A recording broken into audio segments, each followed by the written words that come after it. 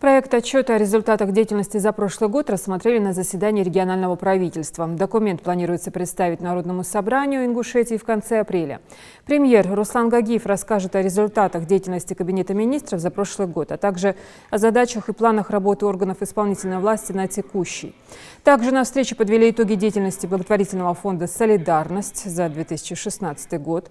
Председатель правления фонда Магомед Харсеев рассказал, что в прошлом году ими построено 7 домов, представлены стройматериалы на улучшение жилищных условий 18 семьям. Оказана помощь больным в получении медицинской помощи. Часть из них смогли выехать за пределы республики. Премьер призвал правительство оказать необходимую поддержку фонду.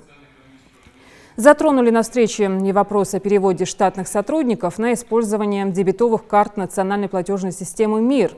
В настоящее время ее услугами пользуются 296 банков. По плану уже с 1 января 2018 года все операции по счетам, на которые поступают средства из бюджета и внебюджетных государственных фондов, будут осуществляться